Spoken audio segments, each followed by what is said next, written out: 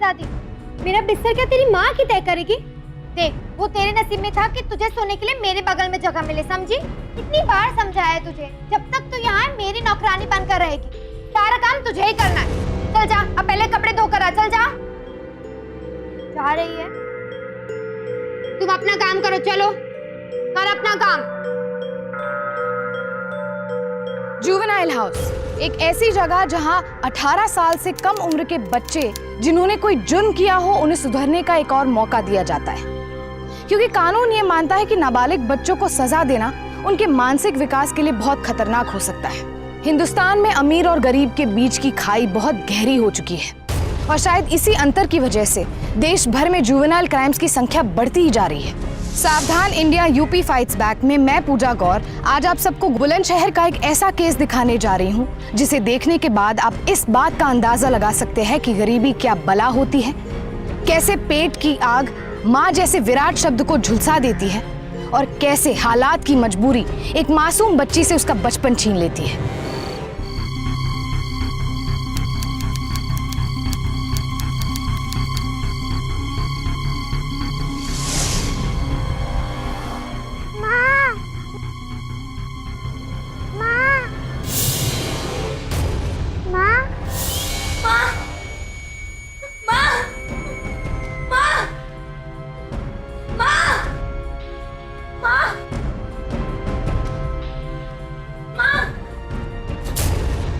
रोज नींद हराम करती, ना खुद सोती ना मुझे सोने देती है। अब चल उठ यहाँ से और बाहर जाके सो जा, यही तेरी सजा है।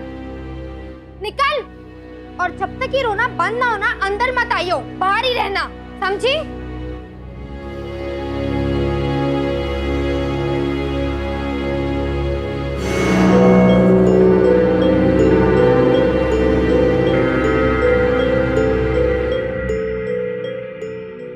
साक्षी एक 16 साल की मासूम बच्ची थी जिसे शायद अब तक जुर्म के असली मायने भी नहीं पता थे। आखिर साक्षी क्यों इस जुवेनाइल हाउस में रह रही थी, क्यों सबके अत्याचार सह रही थी, क्यों कोई भी उस पर किसी भी तरह का हुक्म चलाता और वो बस चुपचाप सहती रहती जैसे उसे किसी का इंतजार हो। साक्षी के चुप रहने की आखिर क्या वजह थी, क्यों उसे जुर्म सहना मंजूर हो चला था? उसने ऐसा क्या कर दिया था जो वो यहाँ सजा काट रही थी? जिंदगी ने उसे इतनी कम उम्र में ऐसा कौन सा कड़वा सच दिखा दिया था? मैं शालिनी हूँ, एक रिपोर्टर। ये है मेरे परमिशन का पेपर। मैं लड़कियों के इस जुवेनाइल होम के बारे में कुछ लिखना चाहती हूँ। आशा करती हूँ कि आप मुझे कोऑपरेट करेंगी प्लीज। मैं आपका साथ जरूर दूंगी, बस आशा करती हूँ कि आप हमारी इस जगह के बारे में कुछ गलत नहीं लिखेंगी। वैसे भी सब ये समझते हैं कि हम सुधार के नाम पर यहाँ पे कुछ और ही गोरख धंधा चला रहे हैं, जबकि असलियत में बात उल्टी है। डोंट वरी प्लीज, मैं एक रिपोर्टर हूँ।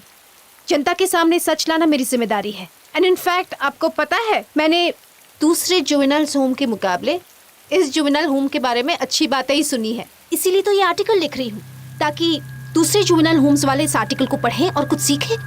चलो अच्छी बात है, आप जिम्मेदार हैं, जिम्मेदारी से काम करेंगी तो हमें भी अच्छा लगेगा। Don't worry. Hi,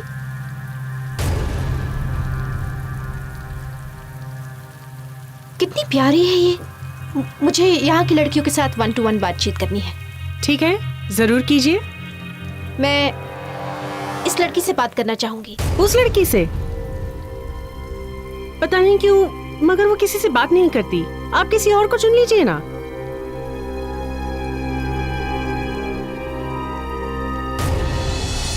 story book पढ़ना अच्छा लगता है तुम लोगों को? हाँ। यहाँ है स्टोरी बुक्स? हाँ, थोड़ी बहुत है। तुम पढ़ती हो? हाँ। ठीक है, थोड़ी और मैं भिजवा दूंगी। जरूर। और तुम लोगों को यहाँ क्या क्या सिखाते हैं? हमें यहाँ कैंडल बनाना सिखाते हैं, कपड़े सिलाई करना और मिट्टी के बर्तन। सॉरी, क्या? कैंडल बनाना, कपड़े की सिलाई और मिट्टी के बर्तन। तुम्हें क्या अच्छा लगता है, कैंडल बनाना या मिट्टी के बर्तन? कैंडल बनाना।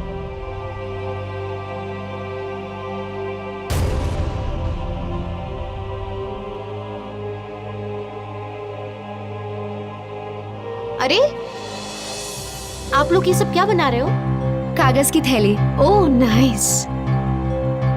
आपका नाम क्या है? हेलो,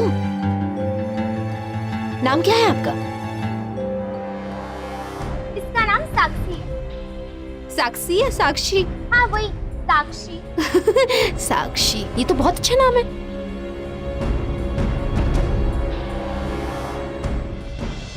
अच्छा लगता है आपको कागज की थैलियां बनाना?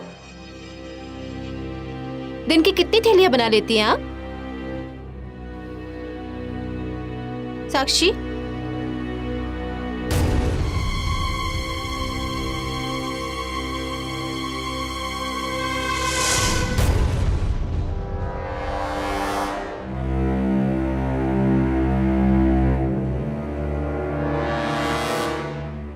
साक्षी,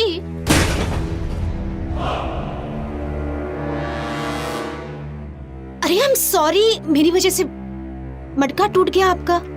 लेकिन आप बात क्यों नहीं करती मुझसे? और इतनी डरी हुई क्यों है?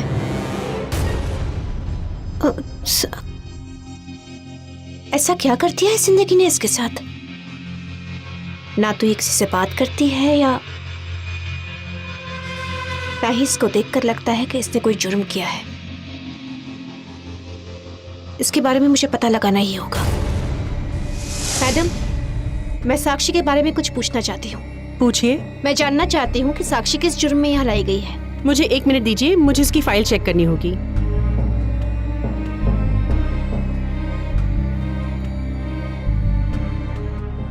इस फाइल के हिसाब से तो साक्षी ने किसी औरत के गहने चोरी किए थे।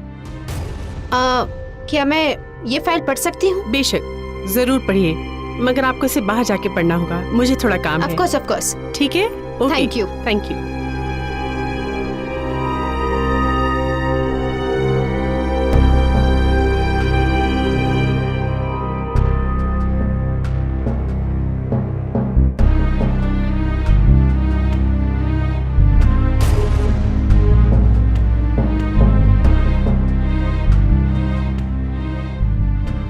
आप लोग मुझे साक्षी के बारे में कुछ बता सकते हो? साक्षी वो तो किसी से बात ही नहीं करती है, वो तो बस रीता से बात करती है। रीटा? कौन है ये रीटा? मैट्रन मैडम यहाँ की बड़ी मैडम है और रीटा यहाँ की छोटी मैडम है। ये रीटा कहाँ मिलेगी मुझे? वो या तो उस कमरे में मिलेगी या रसोई घर के पीछे। Thank you.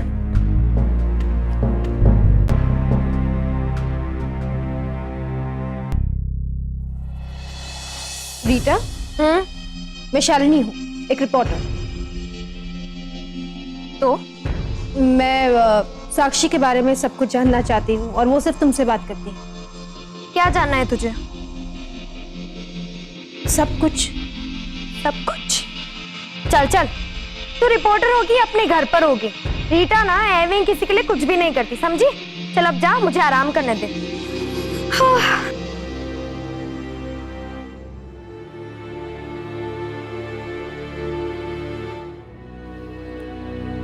ये तुम्हारे लिए कुर्ती है, अपनी भतीजी के लिए लाई थी।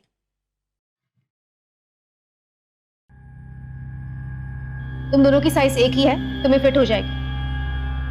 बोल, क्या पूछना है तुझे? जैसा मैंने कहा, सब कुछ।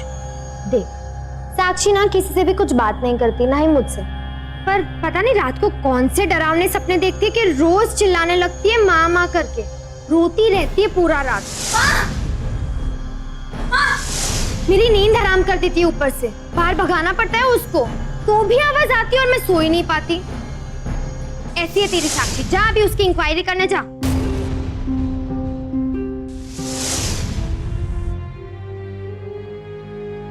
मैंने रीटा से बात की और रीटा से बात करने के बाद साक्षी को लेकर मेरी उत्सुकता और बढ़ गई है। मैं जानना चाहती हूँ कि सच में क्या हुआ है साक्षी के साथ।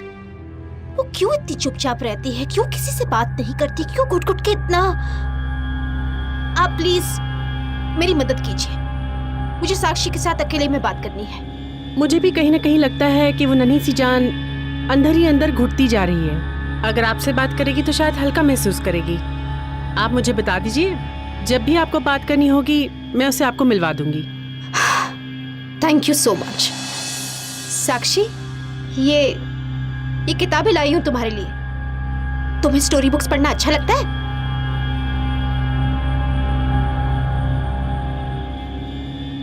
अच्छा, मैं दोस्ती करना चाहती हूँ तुमसे। मुझसे दोस्ती करोगी? साक्षी, तुम मुझे अपने बारे में सब कुछ बताओ। तुम कहाँ से आई हो, तुम्हारी पसंद क्या क्या है, और हाँ, अपने परिवार के बारे में बोलो। सुन साक्षी बेटा, अब से तू जल्दी सोने की आदत डाल ले, क्योंकि कल से तू बाकी बच्चों की तरह स्कूल जाएगी ना। मम्मी, पिंटू भी जाएगा स्कूल? हाँ, पिंटू तेरा छोटा भाई है ना, तो कल से स्कूल में तू उसका ख्याल रखेगी, ठीक है? ये क्या मैं ख्याल रखूं? मुझे इसका ख्याल रखना। मेरा राजा बेटा। अरे भाई, किस बात पे इतना खिखला के सब हंस रहे हैं? बात क्या है, हमें भी तो बताओ। कुछ भी नहीं, आप चलिए मुंह हाथ धो लीजिए, मैं रोटी सेकती हूँ आपके लिए। क्या भाई, रोज जो तुम्हारी हाथ रोटियां खाने का? आज तो हम लोग बेटा चाइनीज खाएंगे, है ना? आ जाओ फटाफट, चलो आ जाओ।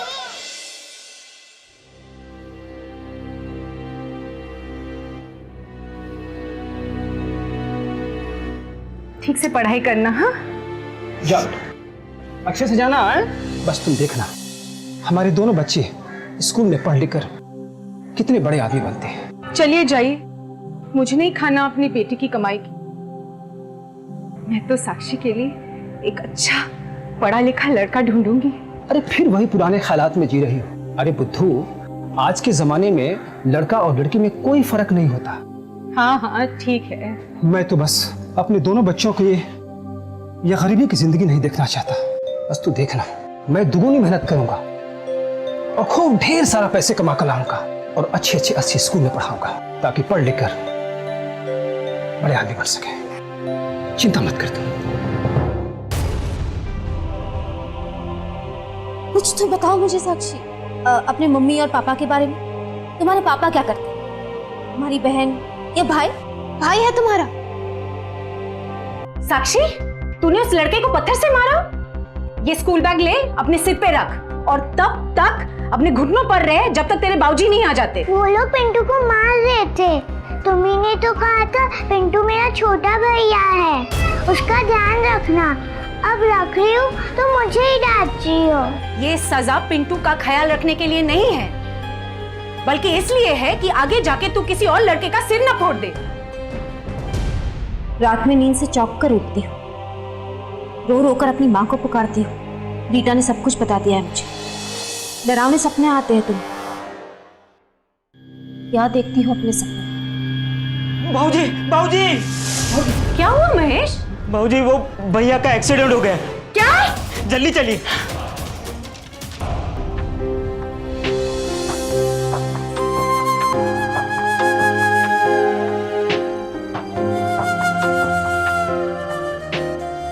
मुझे माफ़ कर दो और मुझसे नहीं होगा, पर बिना किराए आपको मैं यहाँ पे और कितना दिन रहने दूँ? हमारी भी कुछ मजबूरी है। आप किराया दे दो, मैं तो मकान खाली कर दूँ। लेकिन भैया, मैं इन छोटे छोटे बच्चों को लेकर कहाँ जाऊंगी? 4 महीने हुए ये बात सुन के, आज तक कुछ हुआ नहीं। आप किराया दे दो, नहीं तो मकान खाली कर दो, नहीं तो हमारे माथे पर पाप चढ़ेगा आपको घर से बाहर निकालने के लिए।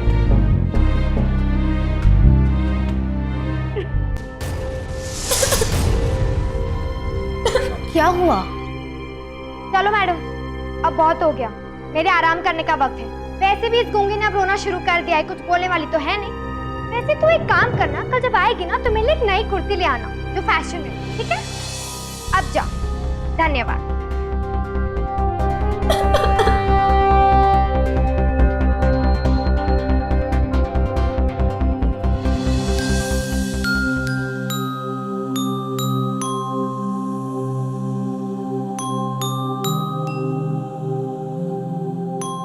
चल रोना बंद कर, सो जा।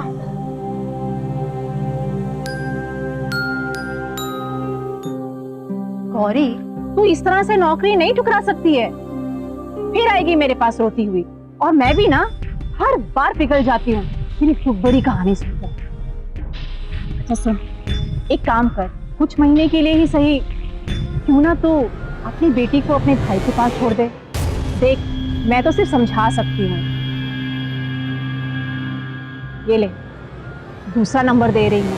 अरे ले ना, अब तू सोच ले तुझे क्या करना है, ठीक है?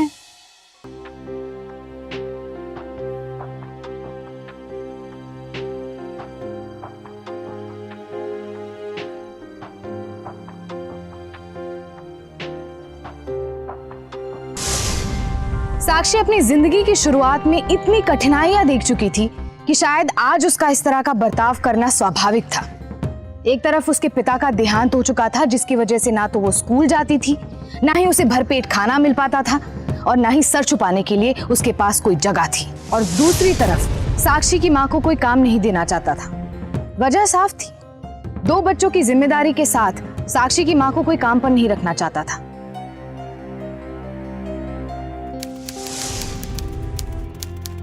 साक्षी यहाँ चोरी के इल्जाम में लाई गई है, लेकिन इसके पहले वो रहती कहाँ थी? शालिनी, मैं भी उस दुनिया से उतनी ही परे हूँ जितनी की ये लड़कियाँ। मेरा सारा समय यहीं पे बीत जाता है और मैं किसी की भी फाइल नहीं पढ़ती हूँ, क्योंकि मुझे किसी के प्रति कोई भेदभाव नहीं रखना है। मैंने तो वो आपको फाइल दी थी, आप उसी में चेक कर लो। हाँ, मैंने पढ़ी है ये फाइल, और मेरी तो समझ में ये नहीं आ रहा है कि इसमें साक्षी के माँ बाप का नाम नहीं लिखा है। दूसरी बात, साक्षी जिनके घर रहती थी वो लोग कौन थे? और ये सत्या मौसी, साक्षी ने जिनके गहने चुराए थे, साक्षी इनको जानती कैसे थी? इसका जवाब तो खैर साक्षी ही दे सकती है, या फिर सत्या मौसी। सत्या मौसी से तो मैं बात करूंगी, लेकिन उसके पहले मुझे साक्षी से बात करनी होगी।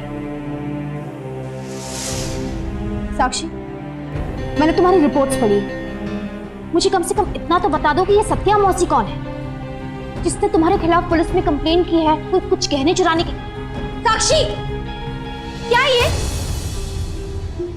मेरे सवालों का जवाब दो साक्षी। इस तरह चुप रहने से तुम्हें इस नरक भरी जिंदगी से छुटकारा नहीं मिलने वाला है। चुप रहना कोई सोल्यूशन नहीं है साक्षी। मैं कब से तुम्हें पूछे जा रही हूँ और तुम होके या तो मैं ये मान लूं कि तुम सचमुच अपनी जान बचाने के चक्कर में ये सब कर रही हो? चोर हो ना तुम?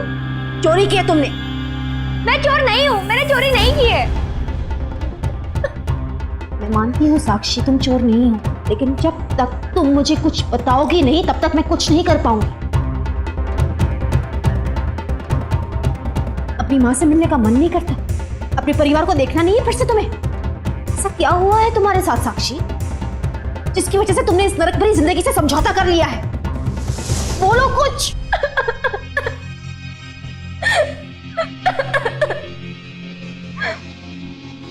रोती रहो तुम और रो। मैं जा रही हूँ, जिंदगी भर रोती रहना, ठीक है? मैं अपने परिवार के साथ रहती थी।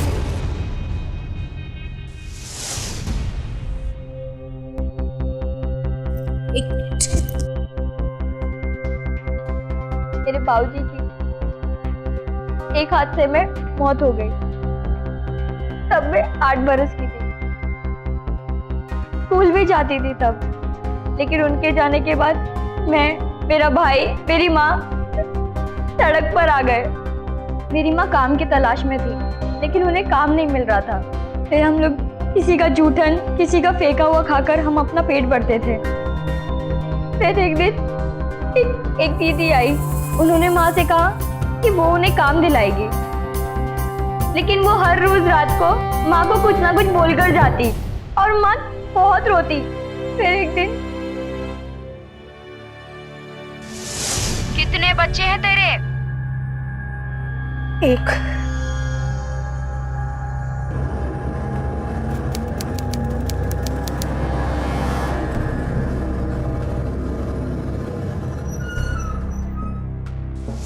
साक्षी बेटा, तू रुक सामान के साथ। हाँ, मैं अभी टिकट लेके आती हूँ।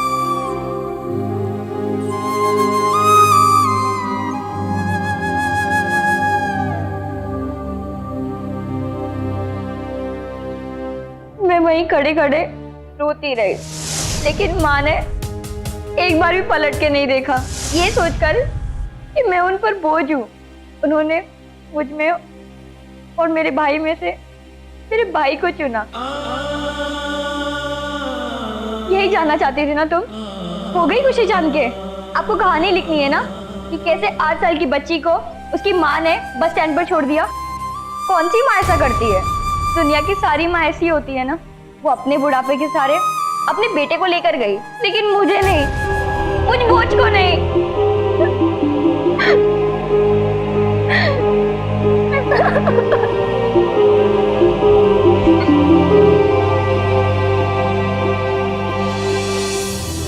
हमारे देश में आज भी लड़कियां सर का बोझ मानी जाती हैं। जरा सोचिए, साक्षी के दिल पर उस वक्त क्या बीती होगी जब इतनी नाजुक उम्र में उसकी माँ ने उसे अकेला बेसहारा छोड़ दिया।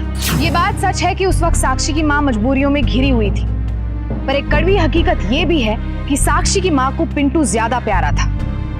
ये बात समझ से परे है कि कैसे साक्षी की माँ इस कदर टूट गई और कैसे उसने मजबूरियों के आगे अपनी बेटी को अपने से अलग कर दिया। क्या साक्षी को साथ रखकर उसकी माँ रोजगार या फिर आजीविका का कोई साधन नहीं जुटा सकती थी? कैसे कोई माँ इस कदर अपने दिल को पत्थर बना सकती है?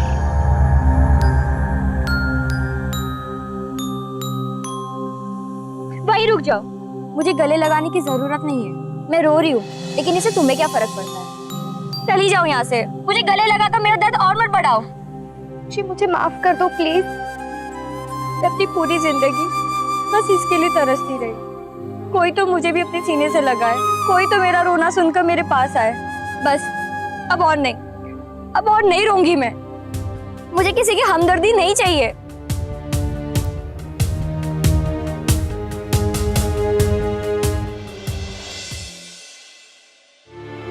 रख दे, मैं खुद धो लूंगी। नहीं, मैं तुम्हारी नौकरानी हूं ना, तो मुझसे वैसे ही बर्ताव करो, समझी?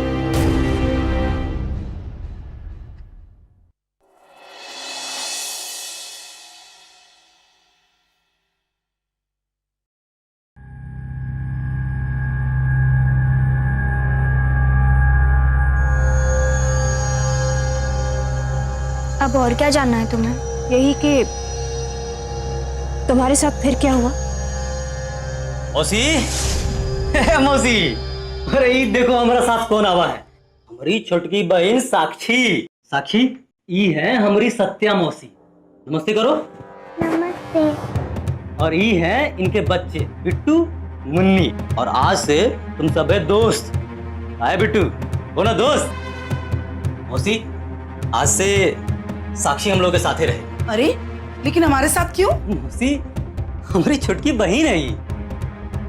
चलो हाँ, इसके लिए भी। अरे मौसी खाना लगाओ इसके लिए भी। हाँ चलो बैठो बैठो बैठो बैठो। कल से तुम स्कूल जाओगी। सच? अरे सच नहीं तो क्या झूठ? हेमंत भैया तुमसे कभी झूठ बोलते हैं? हाँ? अरे अब इस स्कूल का फिजूल खर्च काहे लिए कर रहे हो? अरे मौसी जब तक बन सकता करेंगे। अरे हमारी बहन है ही। हाँ साक्षी छोटकी बहन है हमारी।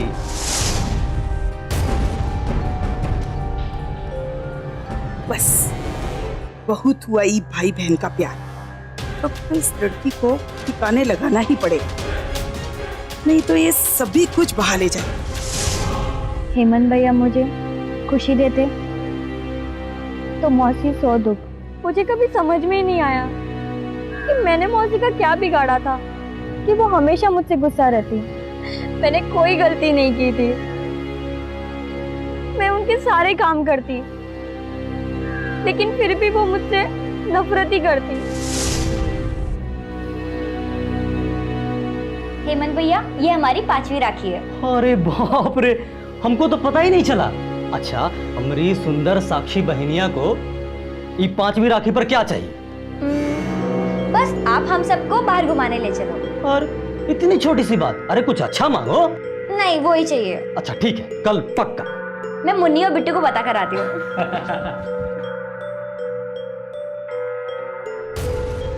मौसी मौसी वो जो हमने ड्राइवरी का नया धंधा शुरू किया ना, उसके सिलसिले में हमको 4-5 दिन के लिए बाहर जाना पड़ेगा। कुछ पैसे रख लो, बच्चों का ख्याल रखो। हाँ ठीक, जाओ जाओ, हम आते हैं 4-5 दिन। अरे सुन साक्षी, जरा वो स्टेशन के पास वाली दुकान से घी लेके आ जा, घर में खत्म हो गया। ठीक है जाती हूँ। ये ले पकड़।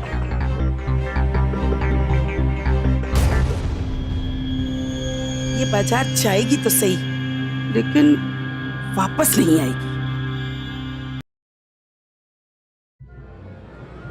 ये रही। रुक जा।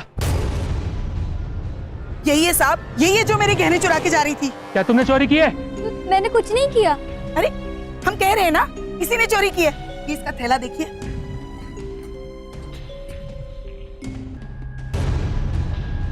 ये रहे मेरे कंगन। ये क्या है सब? नहीं सर, मैंने चोरी नहीं की है। मैं चोर नहीं हूँ। चलो ले चलो इसे।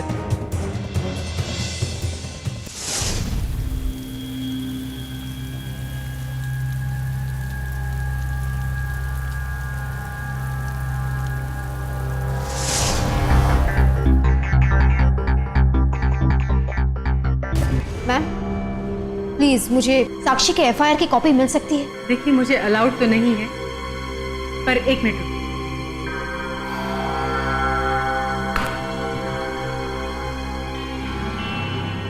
ये लीजिए।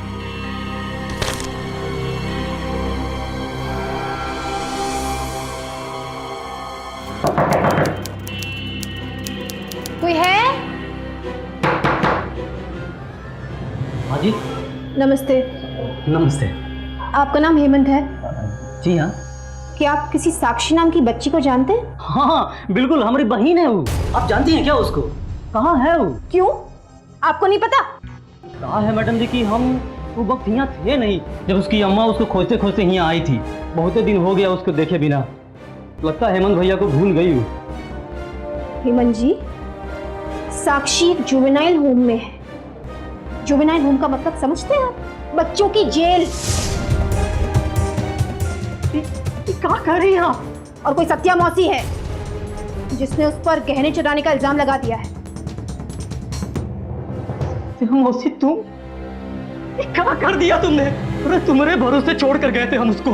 कितनी घटिया औरत निकली तुम। हे मैडम जी, अरे हमसे बहुत बड़ा भूल हो गया। हम साक्षी से मिलना चाहते हैं अभी। कृपया करके हमको साक्षी के पास ले चलिए बहन जी। चलिए।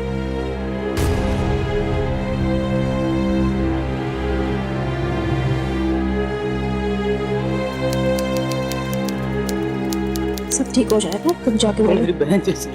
लेकिन तुमको इस तरह थोड़ी ध्यान रखता है बहन का।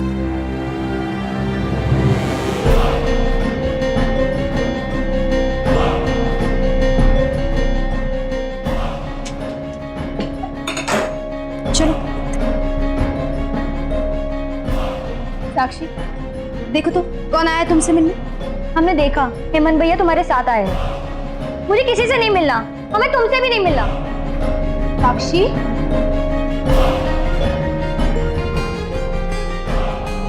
हम जानते हैं नहीं मिलेगी हमको। काहे मिलेगी? हम जैसे घटिया इंसान से इसने एक बार ये तक जानने की कोशिश नहीं की कि उसकी अम्मा रहती कहाँ है। बस ये संतुष्टि करके बैठ गए कि हमारी बहना अपनी अम्मा के साथ है। मैडम जी, अब हमको नहीं मिलना चाहिए उससे। इतने सारे वादे किए, हमने वादा तोड़ दिए। हमको नहीं मिलना चाहिए उनसे। लेकिन भले वो हमको मिले या ना मिले, वो एक चीज जरूर देके जाएंगे। एक वादा जरूर पूरा करेंगे हम। साक्षी, आज हम तुमको वचन देते हैं कि जिंदगी में तुमको कोनो दिक्कत नहीं होने देंगे। हाँ मेरी स्वीट बच्ची।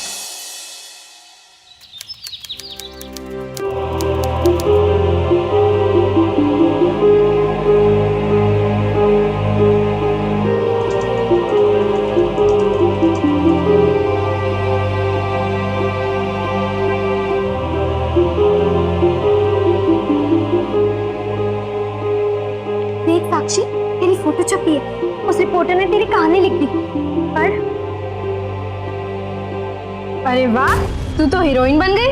ये तो बहुत नसीब वाली है। सुन साक्षी,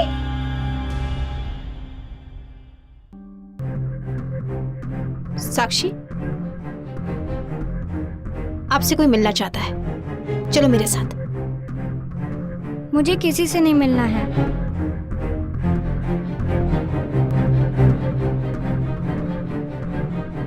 मेरी बात सुनो, इस बार मेरी खातिर एक बार मिल लो। मेरी बात मानो प्लीज।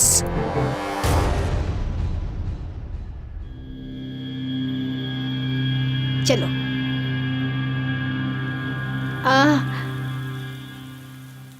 साक्षी, ये मिस्टर और मिसेस शर्मा है और ये साक्षी है।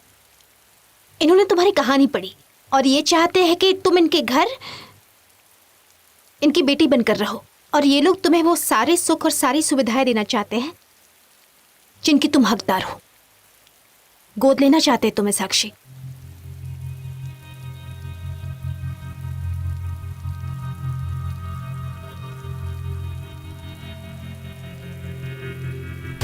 साक्षी,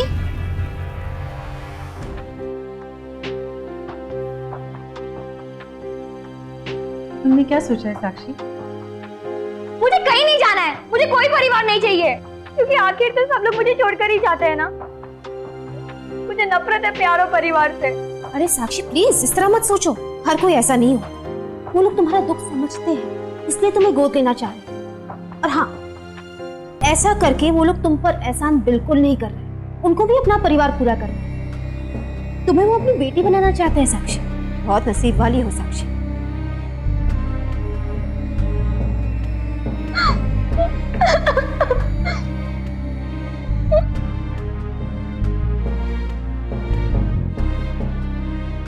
आई एम सो सॉरी, वो नहीं आना चाहती।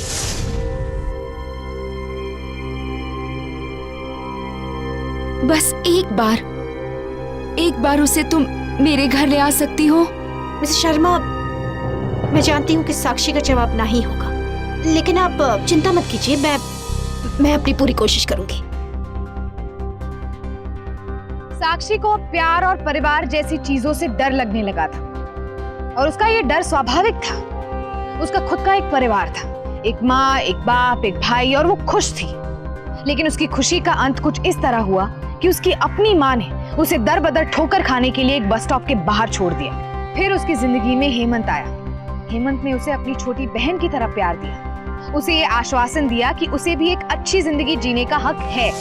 लेकिन वो प्यार, वो दुलार उससे छीन लिया गया। उसे चोर बनाकर एक जुवेनाइल हाउस भेज दिया गया, जहां पर ना तो कोई उसे जानता था और ना ही कोई उसे जानना चाहता था, और वहां उसके साथ सिर्फ अत्याचार ही हुए। साक्षी ने ये सब कुछ 16 साल की छोटी उम्र में ही देख लिया था। फिर वो कैसे खुद को इस बात के लिए तैयार कर पाती कि कोई अनजान परिवार उसे अपने परिवार में शामिल करना चाहता है।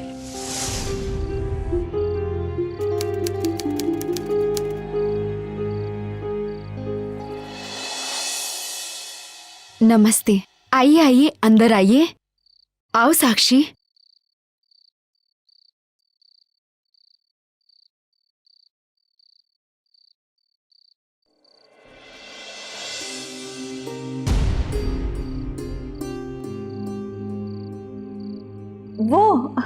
वो पूजा की है। चलो आओ, मैं तुम्हें उसका कमरा दिखाती हूँ। आओ आओ साक्षी, ये देखो, ये उसका कमरा है, ये उसकी किताबें, ये उसके कपड़े, और ये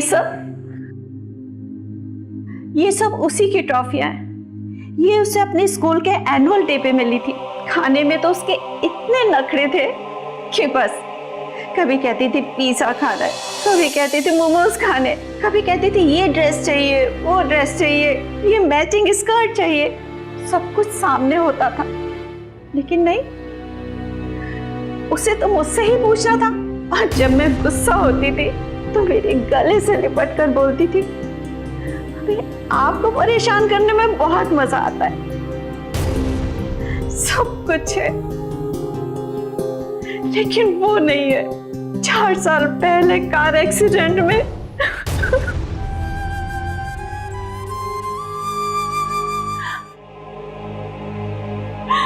बेटी, मैं जानती हूँ कि अपनों का दुख क्या होता है।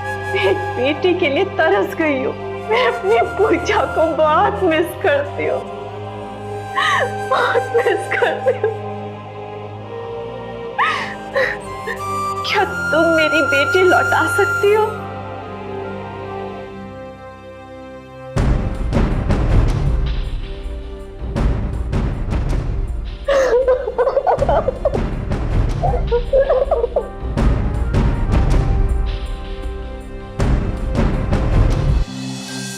साक्षी को एक नया परिवार मिल चुका था, लेकिन क्या हमारे देश में हर उन बच्चों के साथ ऐसा हो सकता है जिनके सर पर माँ बाप का साया नहीं? क्यों नहीं हो सकता? बस हमें इस बात का ध्यान रखना है कि अगर हम अपने बच्चों को अच्छा वातावरण देंगे तो ही वो हमारे देश को एक अच्छा भविष्य दे पाएंगे। हमें साक्षी के नए माता पिता यानी कि मिस्टर एंड मिसेस शर्मा जैसे लोगों को और प्रोत्साहन देना चाहिए और एक ऐसी सोसाइटी की शुरुआत करनी चाहिए जहां पर फिर किसी माँ को अपना बच्चा गरीबी और लाचारी की वजह से कहीं छोड़ना ना पड़े।